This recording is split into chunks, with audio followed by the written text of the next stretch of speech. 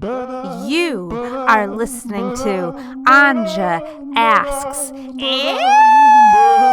Anybody. And today, my guest is artist Yuliya Bay. Why, hello, Yuliya. Tell me about yourself. Any stereotype you think about the artist is probably true with me. So everything like that comes up to your mind, yep, probably. Are you that. tortured? Yes. Do I like it? No. I think it's faded. It's faded. Do you have paint stains on your everything? Yeah. On everything. Yes. Even in places I didn't think I could get it there, I always get it there. All right. I'm not going to explain more. Is there any stereotype of the artist that doesn't fit you? I'm not an alcoholic. There you go. That's a good one to not take on. That's probably the only one. Yeah. I'd say I'm not an alcoholic too. I'd say one thing, because I'm also an artist, I would say one stereotype of the artist that does not suit me is that I'm not an introvert. Yeah. That's another one. Okay, I guess this bingo card would not be totally filled out, but yeah, it's fun to find the exceptions and the overlap with all stereotypes. So, what have you been making lately? Right now, we're started out with the garden season, so I am heavily into that, as well as collecting garbage. Well, fancy trash. I'm collecting fancy trash for the upcoming fashion show, and by upcoming I mean it will be at the end of September. But of course I have to collect all of this trash prior, and it has to be fancy trash. What's fancy color-coded, trash?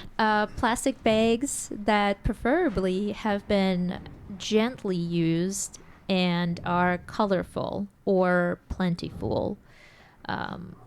Yep, that's it. Just So where are you scavenging for fancy trash? Where are you foraging? Oh, just asking people off the street, can I have your bag of bags? Hey, madam. Yeah. May I have that bag of bags you keep in your kitchen on the door? Yeah, and I know they have it. I know you have it. Yeah, everybody has it. Everybody has it. Yeah. I'll just wait outside. You hand it on over, please. Yeah. Trust me, I will be a good steward of your bag of bags. Exactly. Do people ever deny you? You know what? Some people do. They say they use it as their trash, which I get it. It's fine. Do you also use plastic bags for your trash? I use paper bags. I know. What a twist. Yeah. Yeah. Do you ever have problems with that? No. Or, yeah, because you Never. compost, and so therefore the liquid matter doesn't seep through the... You know what? Never had a problem. At first, I was a non-believer, but then it just works, and now I just can't go back. Mm-hmm. Yeah. So what fashion items are you creating out of these plastics? They're going to be wearable fashion items. So costumes, a lot of costumes. And people say like, oh my God, this is so great. You're reusing things and it's so innovative. It's not. We've been wearing polyester for as long as we, just shoved it in every... The 70s. Area. Yeah, 70s. Oh, great. Oh, yeah. Yeah. Acrylic. 50 years. Yep. Mm-hmm. So, horrible for your body, by the way. Any plastic derivative is completely atrocious. And when I make my stuff, I make it very promiscuous for only one reason, and that's because a lot of skin has to be shown, because any part that is contacted with your skin of this plastic, it basically suffocates it.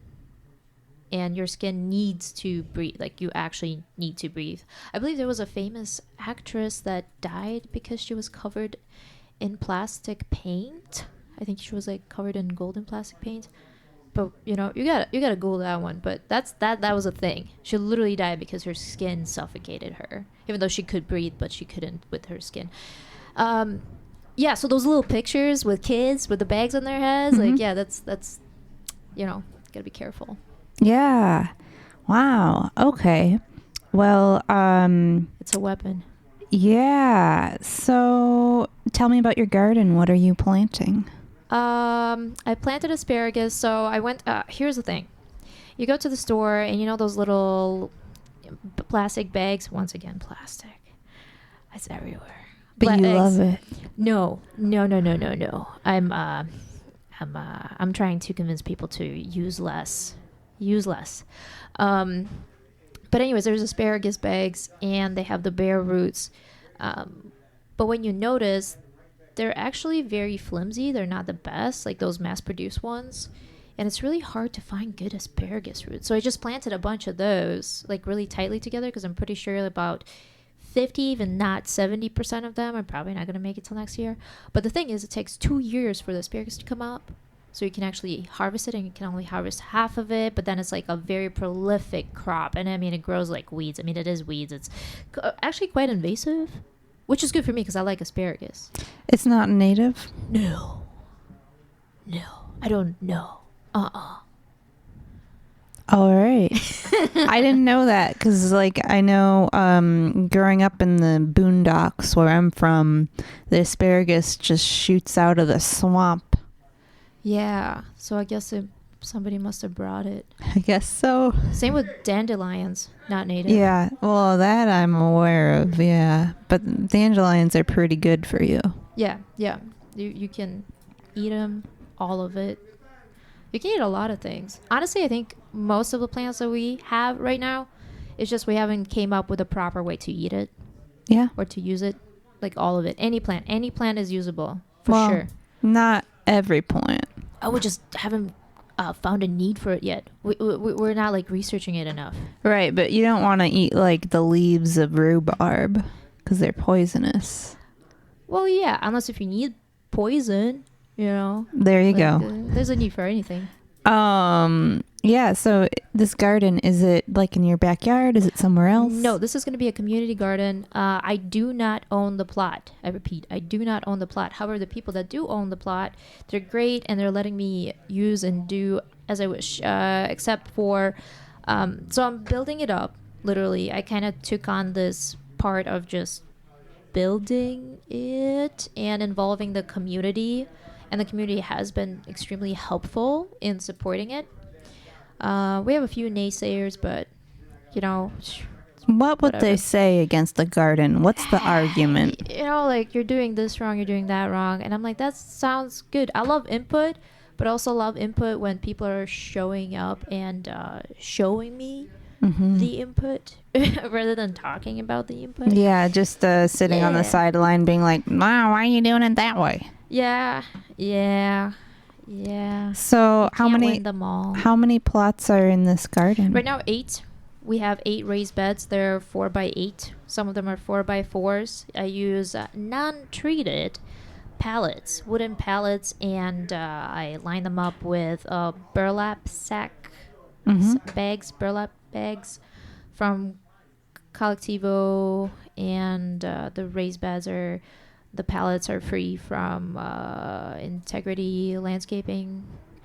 And the soil we actually got from Food Freedom, which is another network of urban gardeners. And they've been amazing. And we got 10 yards of soil. Because like last year we wanted to get it, but we couldn't get it because we didn't have the funds. But now we have the funds and we have the mulch and we had to fill it up. And it was like a whole thing. It's a lot of buckets. It's a lot of buckets. And we only have 2 buckets. Yeah, is any of the soil from your own compost that you have? No, but I do have a compost bin at Mi Casa, so that I do use. Yeah. All right. How long do you leave? This isn't like a wholesome question. This is just like, That's okay. as a person who also composts, I always wonder, how long do you let that compost sit on the counter before you take it outside? Okay, so I have a system where I have a small jar, a glass jar. That's where I put the small bits in. And then once that glass jar is full, I take it to a bucket that's on the balcony, and I put it in the bucket. And then once that's full, I take it to the big bin, and then I just like layer stuff on it. And I mean, you know what? Anything can be composted. It just depends how long are you willing to wait. Have you ever had any possum or raccoon activity? Oh, we shoot them. Like with a BB gun. Really? Yeah. Wow. Not possums, not raccoons, because those are pretty chill. They don't mess with it. But I'm talking about rats. We shoot rats, yeah. Okay, rats. Yeah, rats. Okay, I didn't know about the rats Not because the I, possums. I like specifically possums. I would asked never- about possums and raccoons, and No. Those are. I was briefly shocked. No. Oh yeah, we hear some possums out here. No, it's cool. Everybody was on board, and then everybody was off board. No, I wouldn't shoot those. Those are not a problem. Okay. Honestly, the bigger ones are not a problem. It's the rats. Yeah. But Well, those are actually not a problem too. After we started shooting them, they're fine now. well, they report back. They go, "It is unfriendly there. We will not go there." I Yeah. don't think they had a chance to come back. I think they just like sent out one of their soldiers and Yeah. they just. Oh my goodness. Yeah. You want possums around because they deter ticks. Yeah, we actually have those. Those are cool. We do not shoot those. Yeah. Okay. So you like collecting trash, you like taking out the compost. Is there anything else you're handy at? Yes, indeed. I do. I fancy hands. I read hands. I'm a palm reader, a professional palm reader. How did you learn that? Funny story. When I was a teenager, I always volunteered for this Indian festival in Stevens Point. I was a lunch lady, and and every year we had one palmist that would visit the very not city like place. And I always wanted to get on the list to get my palms read. Mhm. And for 5 years, I couldn't get on the list. So I would sign my name up, but then I would work so late that he would just wrap up and he just look at me and he's like, I'm done. So I was like, how hard could it be? So I opened Google Mm-hmm. and I just started learning. Turns out it's a lot like medicine. It's like learning medicine. There's books and stuff and it's very precise. So you can literally whip out a ruler and measure things. And once I started reading actual people, well, it started out with me. I was reading my own palm just for personal. What did you learn from your own palm? A lot of things where I'm like, I told you so, Mom. It's interesting, but people think there's a one proper way of how you should live. And surprisingly, that is not the case. Everybody has a very unique path that they will be most successful at. And it doesn't look what a typical success line looks like. So, for example, for a lot of people, success is, I don't know, having a stable job, having a house, having a wife and kids and whatever, right? But that's a very specific hand type where that would be the case. And it in my hands is actually quite the opposite. I need to be a little bit more aloof and trust the universe, which is scary for somebody who works a 9 to 5. Yeah. And I've been actually more successful doing what I do now rather than having a stable job. You want to look at my hand and tell me about myself since we don't know each other? Oh, sure. I mean, that sounds good. Let me just... Yeah. We just have to adjust the situation here. I just don't. I'm just gonna say, don't tell me when anyone's gonna die. Okay. Yeah. So bring two hands together. Okay. Okay. I'm just gonna move this mic. Here we go. So, okay. Let me just... So right away, you have a hand of somebody who is more, um, more intelligent. How do I say this? You live more in your mind than you do in the physical sense of things. So your life happens on the not the astral plane, but more in your head, and that's because of the shape of your hand. And are you a lefty or righty? Right. Perfect. Okay, so if you are a righty, then I read your right hand as where you are now and how you have changed and your public self versus the image on the other hand, on your left hand, is your past and where you're coming from. And then the fact that the information how it enters is through the fingertips, right? And then the nerve index send the signals to your brain, and then how you interpret it. And then on that line of the signal, there's a lot of things that like on this path, right? So depending how long your fingers are, that's how much time is being spent analyzing and thinking. So your fingers are pretty long, and they're kind of on the same level as the palm, and it's more of a rectangular shape rather than a square shape. So that's how I know you're more of when it comes to spirituality, more of a philosopher, more of a thinker, a lot of Mercurian traits, a lot of traits of a person that spends time in the head. I'm a writer. Oh, that makes sense. Okay, yeah. So that's because this area right here is very emphasized. And actually, you would do better in a person talking because the tip of your finger right here, this is Mercury, and the tip is the verbal communication between people.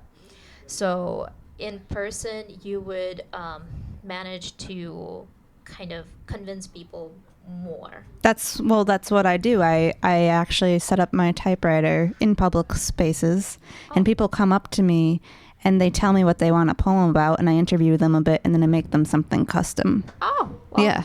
There you go. Yep. Yeah. And you're actually in the right thing. Okay. So there's another thing. It's called the writer's fork.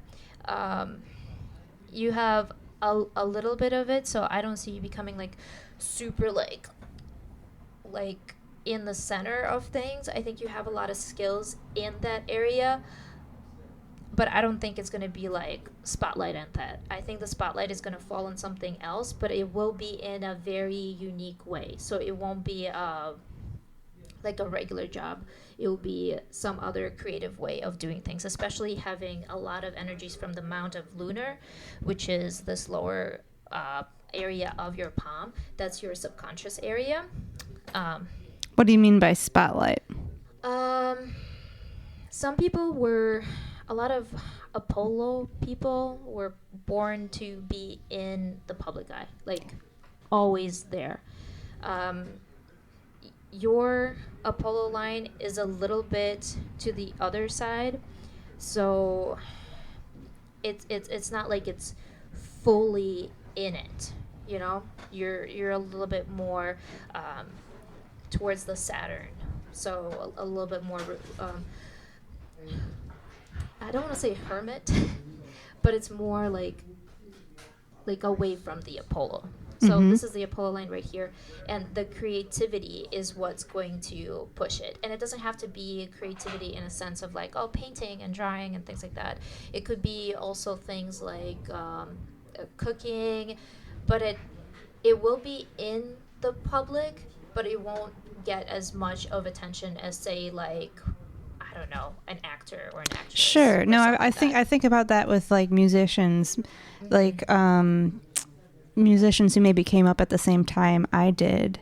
Like just that's just how it is. People go to music shows and they get a lot more enthusiastic, and just you can see it. Not that like I don't care about this, but like, you know, just on like social media, all they get attention. musicians get like thousands and thousands of follows in a way that Eminem starts playing in the background. yeah that's just kind of how it is. Whereas like if you're a writer, you're a visual artist, you're not likely to garner the same. It has nothing to do with talent. It's literally just the exposure. Yep. And that's what the Apollo is. So people naturally gravitate more to people with Apollo characteristics because that's just who, like, that's their make. Like that's their line. Your ones is more of a thinker. Mm-hmm. So I can see you doing philosophy, analyzing, kind of spending a lot of time in like one subject and just like really trying to get to the bottom of it. I mean, we can get pretty personal in there. We don't have to. We don't have to. But it's not like I like see images or anything. It's Sure. literally there is a process by which like everything is being described, and then each area, you know, represents a certain category of you. But you do have a lot of Saturnian energies in there, and that's tends to be a little bit of a heavier planet when it comes to things. It's more of a teacher. Mm-hmm. It's a lot of teaching. Yeah. I like teaching people. I like Yeah. being a producer of events. Yeah. Yeah. Mm-hmm. Yep. Yeah. That's cool. We can move on from this, but it's very interesting. Was there anything You can kind of tell. shocking about my hands? Let's see. You have a lot of like 50-50 category too, so you can find the way of taking and receiving. The fact that this is very straight right here, right by Mars, that once again indicates really strong interest in verbal interactions. So if somebody would like to get the key to your heart, they will. They don't need to be super attractive. They just have to be extremely interesting. Yes. Well, yeah, I care more about being interesting than anything else. Yeah. And I'm suspicious of people who just like love bomb me, who just go, "Oh, Anja, you're so wonderful." Like, No. You like Yeah. intellectual conversation. You can tell by Yeah. by this area right here. So for you, if you see a person who you're interested in and they have a very, I don't know, how would you say that? Like Meaty? Meaty side of their pinky lower area. That's quite the opposite of that. So they are more about looks and quick grab. Yeah. How keep it PG. I'm not shallow. Yeah. Yes. Yeah. Yes. Exactly. Yeah. Those. Yeah, but that's just their make. So Yeah. you can see it right away, and you would think like, well, everybody is like that, and the reality is it's not, and not everybody should go the path that is being recommended to everybody. Like, oh, you get out there, Sure. you go to college, you do this, you get a job, and boom, boom, boom. I mean, I like fashion. I've worked in fashion, but yeah, I didn't fit in fashion. well, Yeah. there's like so many different avenues, and the palms literally they literally dictate. So the palms are a direct reflection of your brain, so how you think. Same with when you look at art, people say like, well, why do you like this art? And the reality of it is actually quite spooky. The reason why you like certain pieces more than others is because you are mentally similar to the person who painted that piece. Oh, I've always thought that. Yeah, no, that's real. I've Yeah. always thought that the art you're attracted to is partially because the person's personality is more. Yep, aligned to yours. Yeah, whereas like things that you feel repulsed by Yeah. are just people who have a different worldview than you. Yeah, and it's the same thing with hands too. So if Yeah. you have similar hands to the person, it's most likely you have similar synapses. Yes. So Come to my class. yeah. You teach a palmistry class? Yes, at Grimoire Girls Coven. That's Grimoire, kind of like Grimoire Girls, but like Grimoire Girls Coven in West Allis. Regularly? Yep, usually on Fridays. Sometimes I take Fridays off. Is it like a drop-in situation? It is. You can sign up on their website in advance if you so desire, but you know. Do you have do people make appointments with you? Do you take clients? Yes, I do take clients. I like to spend no more than 30 minutes on each individual because, I mean, like, it's a lot. Yeah. It's just, we can go through every single line on your hand has a meaning, and it's just a lot to go through, and honestly, you don't really need to know every little single detail. Yeah. It just needs you need the overview. Yeah, I guess I was like at first like a little hesitant to have you look at my hands, just because like I'm very protective of the idea of one's life not being fated. Oh, no. Yeah. So when it comes to like, do you want to know? Yes. Okay. So my personal belief is that the will. So like, can you will things? The willpower is your interpretation of the things that are happening to you. So you can interpret it in a positive way or a negative way, but you cannot go around it. Kind of like the laws of gravity. Like you can't really, go around it. Like there's certain things that just happen because they're just meant to happen. So yeah, but you can think about it differently. So like, yeah, I've noticed that I don't know, people. There's been a lot of weird things happening. Like when I read palms, like I can see certain things that might arise. For example, you can actually tell suicides in palms. It's a rare marking, and it's usually accompanied by a blue amount of moon and a very low sloping line of head, or it like breaks off, or there is very weak lifeline or something like that. And the thumb is usually caved inside, and the Saturnian lines, there's markings on it.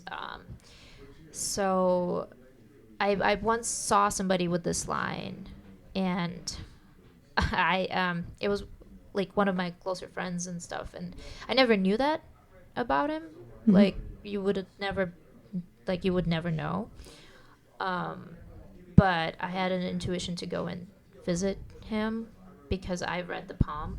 Yeah. And I was like, oh man, like it doesn't sit right with me. I gotta go. So I drove over to his place, and I beeped my car. Didn't open his door or anything, but I was like beeping it. And then I was like, okay, I'm crazy. I'm gonna go home now. So I went home, and then a few years later down the road, he pulled me aside, and this is fine to talk about. He said, how'd you know? Wow. How'd you know? And I'm like, no, what? Because it's been a while, I'm like, knew what? And he's like, I was Thinking about it? I was thinking, like, I was gonna do, like, that was the day. And I never really, like, told him about this either. I was just like, this is like, weird. Like, because I don't like to, like, get into it. But now when I see it, I like to have a little bit more of a conversation with a person. Yeah. Yeah. Because it's a potential, but it's not a promise. Yeah, it's not a promise. That's good. Yeah, it's more of where you are mentally. Yeah, you didn't see that on me, did you? No, it would dip way down. That's more of a for sure, because that's melancholy. Yeah. Like extreme melancholy. Yeah. So, Wow. Yeah. Anything coming up that you want to let people know about before we close out? Oh shoot. You know what? If people go to my Instagram and just look me up, it's yuliya.bay. So Yuliya Bay. I post all of the stuff that comes up all the time: garden related, palm reading related, art related, trash related, whatever community related. There's actually an event with Wastecap on September 24th at Discourse, I believe, the one with the other radio. But then there's a few other events, palm reading with Grimoire, and just check me out. Sounds good. Thank you, Yuliya. Thanks.